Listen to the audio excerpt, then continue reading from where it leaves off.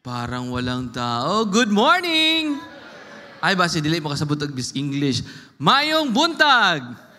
Ayan, daghan ng tao. Daghang salamat. So, you are welcome sa atong Sunday School karong morning. So, daghang salamat ganinyo nga naa mo sa mga bisita. Welcome po sa Pikirangan Bible Baptist Church. And to all of us, good morning. And I request again, palihog ko manindog ta, abrihan nato atong Bible in Acts chapter 2, verse number 42. Acts chapter 2, verse 42. And also reminded lang po, kung mayroon po kayong mga kabataan, na may mga bata nga kuyog, or sabihin natin mga juniors ba, ang edad is 12 or paubos, napoy tayo Sunday School dito sa likod, or diri sa kilid, pwede po silang pumunta doon. So, pwede po ni-guide. Yung mga ushers, palihog ko, yung especially mga kabataan, please i-guide them sa atong Sunday School diri sa kilid. Kaya para mas start dito kay bata manggod, magsigidagan-dagan, at least makapaminaw sa sila dito kaya na sila Bible stories. Acts chapter 2, verse 42. Nana mo? So, para sa mga bisita na napuntay projector para makita po natin kung wala po tayong mga Bibles. Acts chapter 2 verse 42, ato ning dunganon sa pagbasa. Ready now? Read. And they continued steadfastly in the apostles' doctrine and fellowship and in breaking of bread and in prayers. So, karong kabundagon, this is a Sunday school. So, mag-isgot sa ta sa gitawag nga Christian fellowship. So, atong isgutan, unsa nang Christian fellowship? So let's bow down our heads, close our eyes, let us pray before ta magsugod. Our Heavenly Father, Ginoo, salamat sa takna sa kabuntagon. Salamat, Ginoo, sa imong pagpadayon nga kayo sa among kinabuhi. We praise you, Father God, sa tanang butang nga imong gitugot, sa tibok simana, Ginoo, sa mga panalangin nga ikaw nagahatag, sa kusog nga among nagamit sa tagsa-tagsa nga trabaho, sa proteksyon, Ginoo, sa among paglakaw, Ginoo. Dear Father God, nagpasalamat sa admin nga ikaw nagahatag na mong kadaugan nga makabot sa balay tigumanan, para pagsimba diya sa Espiritu kamatuoran. Dear Father God, nag-praise me sa mga bisita, ikaw magapatayin hatag nila o grasya, Ginoo, nga sila mapaminaw sa imong pulong sa sakto, Ginoo. Dear Father God, nag-praise me sa Sunday School karon, ikaw mag-bless nini, nga kini mahimong panalangin sa uban, sa kanamong naminaw, Ginoo. Especially, Dear Father God, sa matagusa, and also, Dear Father God, nga gamit ako instrumento lamang sa pagdala ni ini, Ginoo, kaya wala dyan kong mahimo kung wala ka. Kinamang praise sa ngalan Jesus. Amen. Palihog ko mang lingkod. Be seated. So atong pag-isgutan karon, salamat sa Ginoo sa another time nga nakadala sa pulong sa Ginoo pinagi sa Sunday School. So this is atong isgutan karon kanang gitawag nga Christian fellowship. So here, one of the richest blessing of the Lord's provide through the local church is Christian fellowship. Christian fellowship provides encouragement and growth. So, fellowship is a purposeful and Christ-centered, and it provides a level of friendship not available through any venue. Here, mag-isgot taon, saan rin ang gitawag ng fellowship? So, this is a Sunday school. Basit makauna na ba? Unsa rin ang fellowship? When I was, bago pa ko sa Kristohanong kinabuhi, nag-isgot sila, uy, apil tag fellowship. And then nag-wonder ko, unsay fellowship? No? Unsa na fellowship? Murag bag-o sa kuha ba? So, pag-abot dito sa inyo, sa fellowship gani, naatay adtong lugar, magkauban ng mga fellow Christians, mga dito, maglipay dito, na ay mga games siguro. So, mostly parang ing-ana ang nabutang sa fellowship, or kanang gitawag ang uban, hisgutan ng fellowship, ang uban gitawag socialization. No? Karon, atong pag-isgutan, fellowship, sa fellowship manggod, here. Fellowship is purposeful and Christ-centered. So, buot pasabot na, naadyo'y tumong ang fellowship. Hindi lang siya lipay-lipay, hindi lang siya kaon, hindi lang atong lugar. Kumbaga, na siya'y purpose. Kung saan ang purpose, ato na pag-isgutan. And nakabutang dari, Christ-centered. So, here, Christian, the word Christian comes from the word Christ. No? Kaya siya tawag nga Christian because ang centered nato sa atong kinabuhi, if we are Christian, si Kristo. To clarify lang, basta makaingon ta ba? Pag hindi ka Christian, Muslim ka. Di na mo.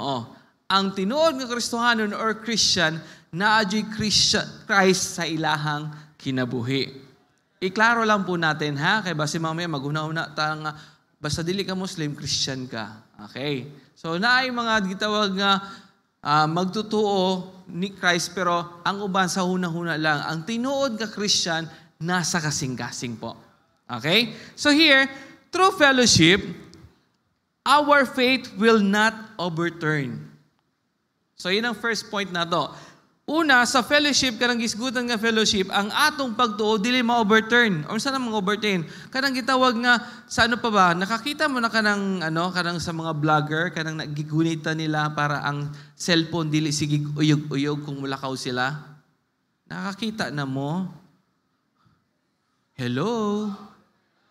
Ang tawag ato stabilizer. So bisan pa nagsigi kag lihok ana, yung camera steady lang siya.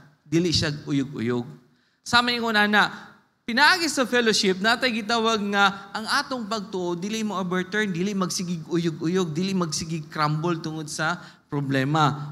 Okay? So world makes us ongoing or constant assault in our faith. So naatay pagtuo nga si Jesus Christ atong bugtong og personal maluluwas, kita nakasiguro ta nga luwas, pero ang uban kasagaran basta batuon ang atong pagtuo. Kaya nga naman, sayon lang man ang ilang pagtuo, pinaagi rin Jesus Christ, luwas na sila, and so on so forth.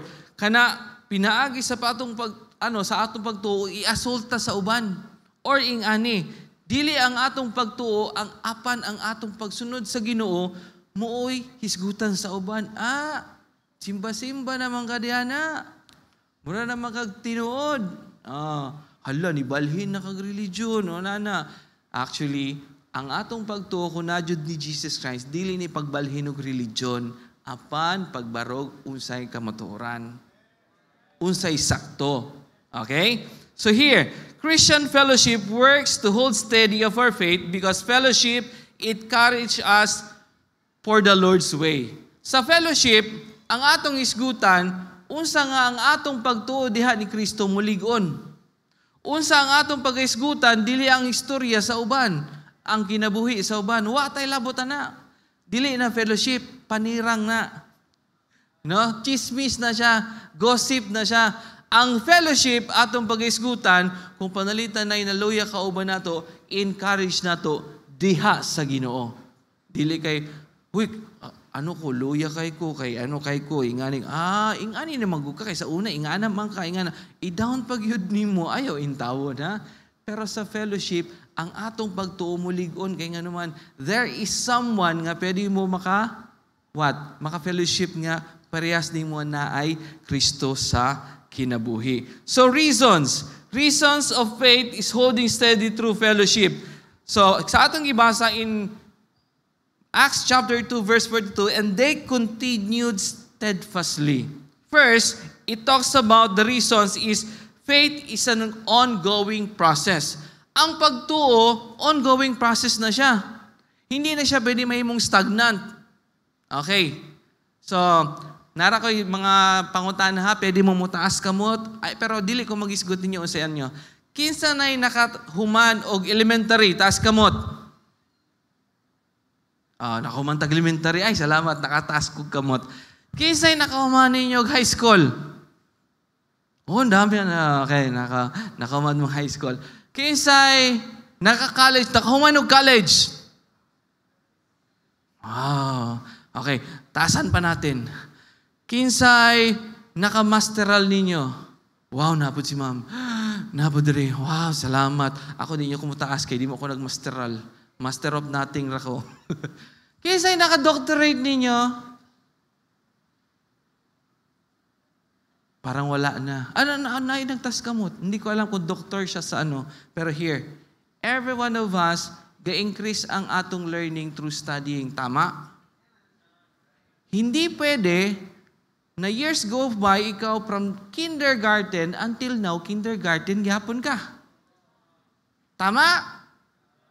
Hello? Sabot, ingana sa lang pagtuo na to. It's not necessary. Hindi pwede na ang pagtuo ni mo, nagtuo ka ni Jesus Christ, period. That's it. Wala nang iba. Hindi ko na kailangan iba. We need to grow. Kaya nga naman, ongoing process yan. Kaya sabihin natin, di ba, to tell you honestly, nung time nag-sharean ta sa pulong sa Ginoo, nakasabot nga si Jesus Christ makaluwas, si Jesus Christ kutuhan mo kasing-kasing, ikaw makasigurog luwas. Pagkasunod si maana-ana, na kay ma-encounter ibang tao, mura mo stumble na po ka. Tinuod ka hatong giingon nila? Nagduha-duha na ka. Mga kinahanglan na tog fellowship sa matag usa, aron ang imong pagtuo, dili lang taman level 1. Kinahanglan mo increase. Kinahanglan ba jud mo increase? Yes, through fellowship. Kay lisod kayo kung panalitan, sasabihin ko sa inyo, kamo, until now, grade 1 paghihapon sa atong pagtuo. Unsa nang grade 1? Basta makasimba, fights na. Hindi po pwede. Dapat ang pagtuo nato nag-increase. Why? So that we could share to others unsay atong nakatunan. Lisod po kayo, here ha, lisod mo tudlo kung wa ka nakaagi. Tama? Og lisod mo tudlo kung di jud nimo na experience. Pero mas nindot mutudlo ka nga naman mas lig-on ang imong pagtudlo kung naka-experience. Pero mas nindot, mas lig-on imong pagtuo kung nibarog ka sa pulong sa Ginoo. Unsaon natong experience nato dagko kayo pero wala sa pulong sa Ginoo, sayang. Di ko nang hilabot sa totoo sa uban ha, pero this is the common. Moingon ang uban, pag ikaw mulakaw na kay nakay atuan, miyahi ka or what, nakay iring nga itom. Nasalubong mo. Uy, iring nga itom. Anong gagawin mo? Mulikay. Kung dili mulikay, dili ang kamudayon og lakaw. Basta may labot. Kay basin madiskrasya ka, basin na may tabo ni mo something or what. That was just a superstitious belief. Paano ko ang iring nyo sa silingan, puro si itom, di na dyo ka mulakaw? Sige nga. Di ba mulakaw gihapon ka, kinahanglan? Kaya nga naman, superstitious belief na siya. Okay? Pero sa niya, huy, ayog lakaw, kay gikulbaan ko. Naaday kay sakit sa high blood. Naamong-among na lang ang uban. Di ba? So, ang pagtuo na to, I hope nga mo grow na siya. You are not going stagnant nga. Unsaon ako pag-grow? Fellowship sa kauban nato nga Kristohanon. Salvation is only the beginning point sa atong Kristohanon. Apan ang pagtuo nato kinahanglan mo grow so that we keep on going fellowship with the Christian and so on.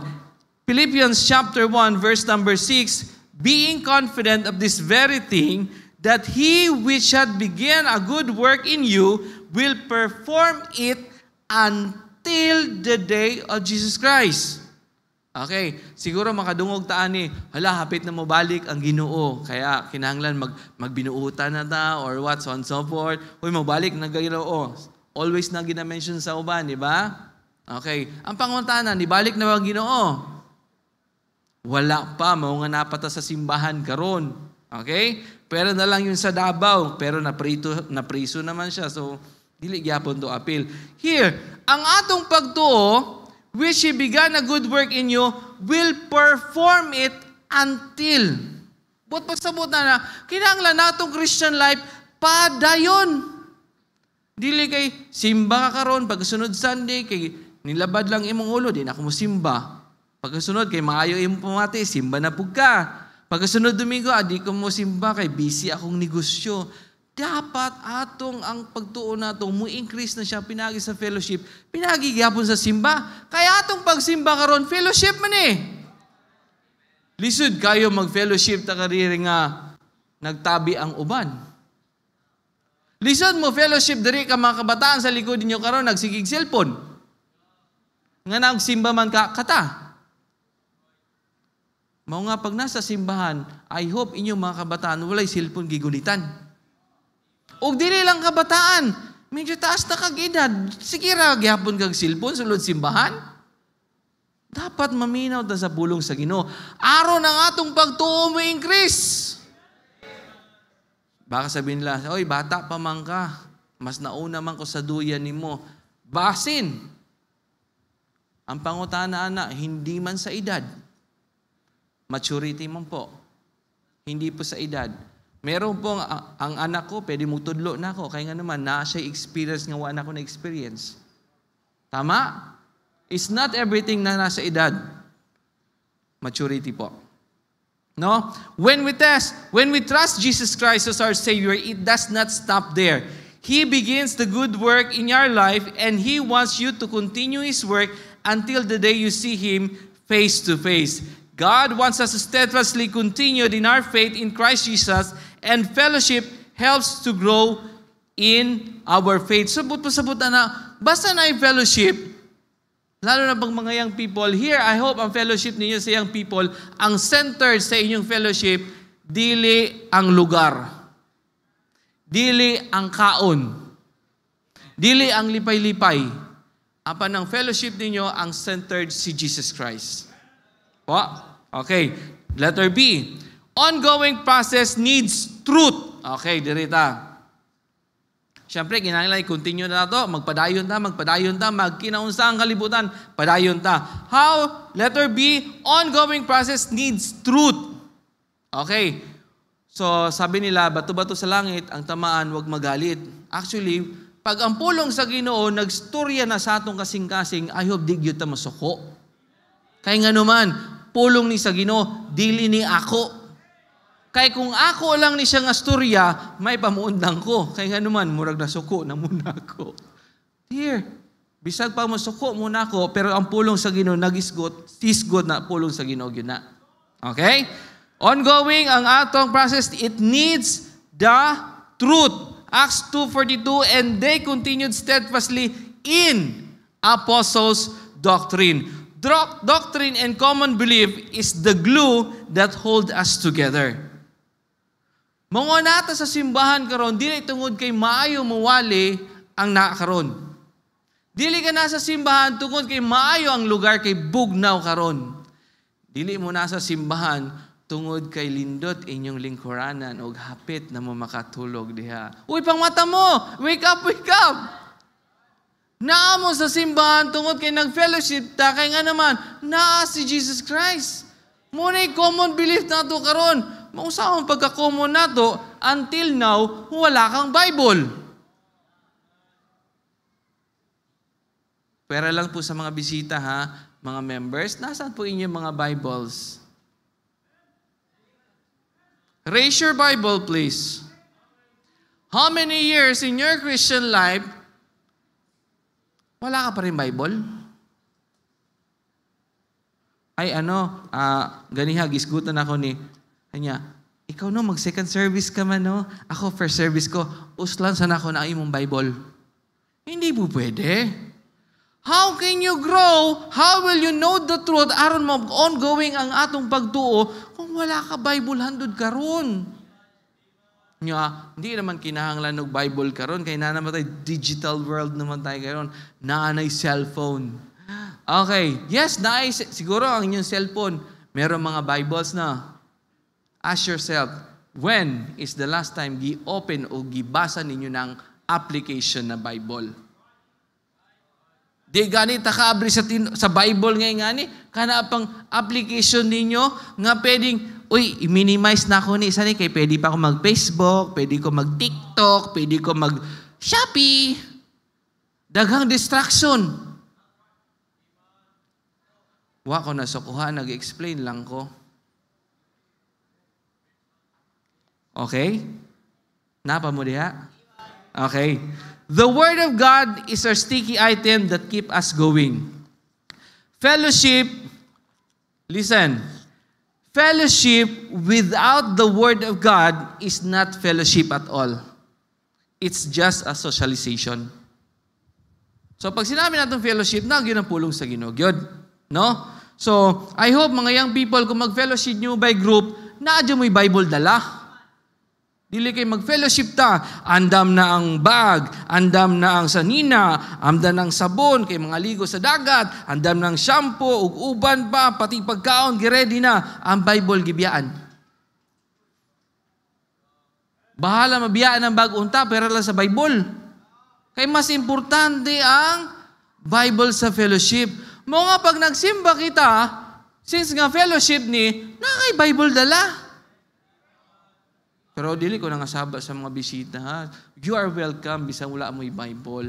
Pero, dugay-dugay na ka nagsimba, pag hatod ka rin, pagyapon kay Bible, murag idili na siguro na excuse, no? Amen? Oh, dapat na atay Bible.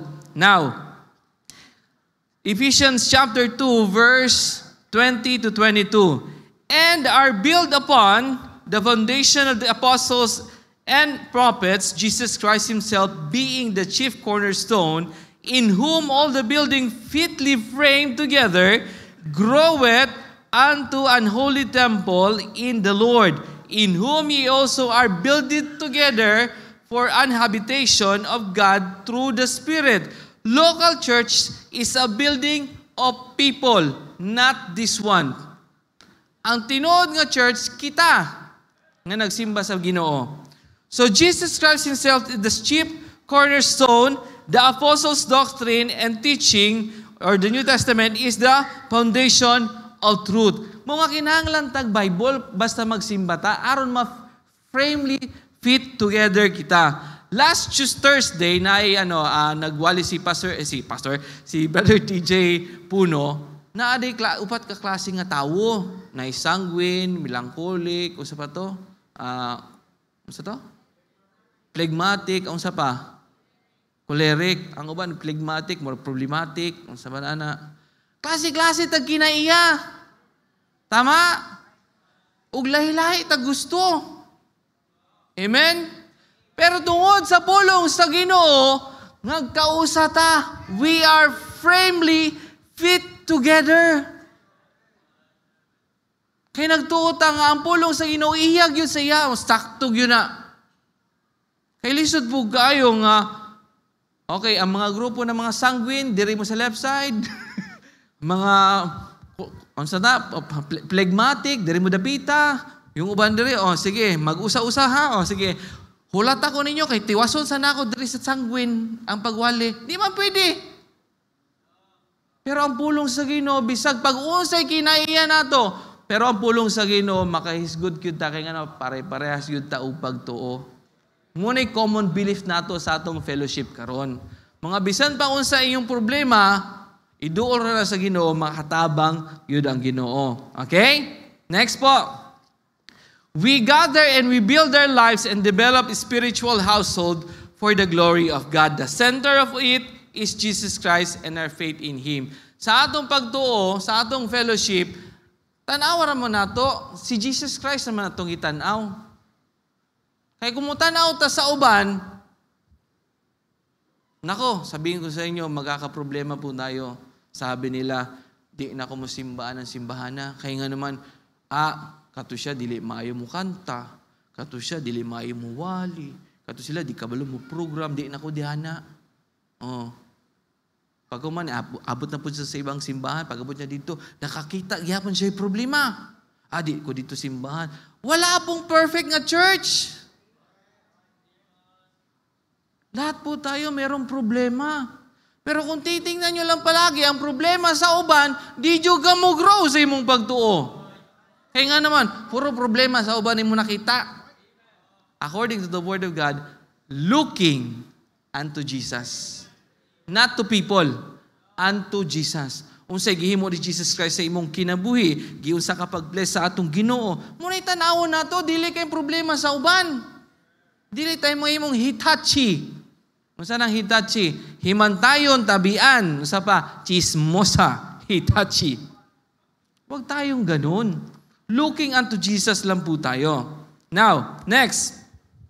Colossians chapter 1 verse 23. Dali sa oras, oy. Colossians chapter 1 verse 23. If ye continue in the faith, grounded and settled, and be not moved away from the hope of the gospel which ye have heard, and which was preached to every creature which is under heaven, whereof I, Paul, am made a minister. Here, take a look at the Bible. If ye continue, this is a conditional. If ye continue, kung magpadayon ka sa imong pagtuo, nga Kini mo grounded ni siya, mo settled ni siya, and we do not move away from the hope of the gospel, which ye have heard. Karon, sa kalibutan karon, bisan pa sa eskwelahan, bisan asa ka makapangita, daghan na jud mga tao, di jud maminaw. Bakit? Di sila ka-focus. Ngano dili sila ka-focus? Ang huna-huna nila karon, tanaw na to ha. Basin huna nila, agoy akong kanding gihiktan, basing gikawat na sa uban. Agoy, ang inuuna nakatakluban ba? Ito na ako, ang iral ba na mo sungkaban? Ala, katong kwarta na ako gitaguan, bito no? Nalakban akong bolt. Grabe no? Daghan kang paghuna-huna. Di ta ka-focus karon sa pagsimba. Mao nga di ta maminaw. Unsa pa hinungdan nga ron ang tao dili maminaw. Yang simple, small box na cellphone, muna hinungdan, di ka makapaminaw sa pulong sa Ginoo. Hantud karon bisag nagtan-aw muna ako, pero kabalo ko nga inyong kamot nagsigig tuplok di ana kay basin mapildi si ML. Kung dili man nag-ML, basin nag-scatter. Grabe po ka, sir. Oy, murang nasuko. Wakaw nasuko. Tinuod na siya. Mga tao di na maminaw karon kay nga naman, sigig toplok sa cellphone, nagdoko. Kung pwede lang ang suwang jud, malubong jud sa ilang. Nagdurag. Wa na'y time. Di ba? Ultimo nga sa bahay ninyo, ang liit-liit ng lamesa ninyo, iilan lang kayo, hindi pa kayo makapagstorya dahil lang sa cellphone. Ang parang ang layo-layo ninyo. Lo, cellphone cute, bisag, muhungit na lang. Uy, mapildi! Wa na kakahungit. Isang tabi niyo muna yung cellphone kung meron kayong gagawin. Lalo na pag nagsimba. No? Mas nindot, nakafocus na sa pagpaminaw. Kaya according to the Word of God, which ye have heard. Usahay, di na ta makapaminaw kayo na. Ambot, uy, naasa na tong focus na to karon. No? Base ng focus po na to karon. Dagko na ta, kabalo na kung saya akong buhaton. Hindi po yun according to the Word of God po tayo. And which was preached. Mo nga sa ato, nata sa simbahan karon na joy preaching of the Word of God. Kaya nga naman, this is one way maka-fellowship ta. Lisod po kayo nga, kamutanan mo, storya ako maminaw. Di ba no? Lisod kayo no? Mga na ay nag-preach the Word of God, kita yun maminaw karon kay naglingkod man ka. Kanang naminaw yun, kanang nakatutok na, naapay notebook nga gidala, gisulat unsa ganito nga verse, sulat yun. Mga si pastor, nag-encourage si pastor ay nga, namoy Bible, taas ka Bible. Namoy ballpen, yes, namoy ball. Namoy notebook, ang uban, wala gigipatas, bisan unsa. Kaya nga naman, wadyo'y dalang, bisag na lang siguro offering, wapay dala sa simbahan. Pero it doesn't mean nga naman nga, dapat pag na-preaching, maminaw yun kita. Amen po. We must remain grounded and settled in Christ, and fellowship helps to hold steady our faith. Fellowship with God's people is enjoyable. And the main topic, no other than Jesus Christ Himself. Mga sa fellowship, si Jesus Christ ato isgutan. Dili ta manghilabot sa kinabuhi sa uban. Okay? Kaya kung isa-isahon nato kulang ang Sunday School. Si Jesus Christ atong focus. Mga magkaisgot ta, makaingon tag amen, makashout ta na, nindutag yun sa wali. Kaya nga naman, si Jesus Christ atong isgutan. Dili ang kinabuhi sa uban. Kaya kung isgot ta, si ano bitaw ganun, ay, ma-discourage po tayo. Ay, naku po, ewan ko po. Di ba? Focus tayo ni Jesus Christ, wala na pong iba. O unsay gihimo ni Jesus Christ sa atong kinabuhi. Next, number 2, fellowship is sustained. Okay? God's design for Christian fellowship is that it will be sustaining and encouraging. Sustained, this is continuing for extended period or without interruption. So I hope sa atong pagsimba kayo, dili ka ma-interrupt sa kuhit sa uban. Naarabay mga kauban nato say, sigig panghit, kabalo ka. Unya na ng tabi ninyo, kay nagwali pa ta. Unya na mo sigig cellphone diyan, kay nagwali pa man, nag-Sunday school pa man ta. Okay? Mga kinahanglan i-sustain nato ni siya. Unsa may sustain nga but pasabot na gani? Continuing for extended prayer time without interruption. What sustains the fellowship of God's people? Letter A, sustained through Christ. Wa nagyulain. Si Jesus Christ nag-sustain sa ato nga fellowship karon. Kay kung panalitan mag-isgot na sa kinabuhi sa uban, mahuman ang topic nato dayon. Period na. Pero si Jesus Christ sa kinabuhi nato karon, ninduta kayo pa dayon ay. No? Sa gibuhat niya for how many years sa atong kinabuhi, ninduta gyud ay. Makaingon jud ta nga dili lang siya nga nagpabilin grade 1, kundi nagpadayon gyapon siya, ni-grow siya. Okay. Nakoy gamay nga sample, hapit na ko mahuman. Kinsa nay nag-agi o kanang tanom bisan unsa nga kahoy? Unsa nga kahoy inyong gitanom? Punuan sa kamatsile, kamatis, unsa ba? Anything na pwede nato itanom, we are expecting fruits.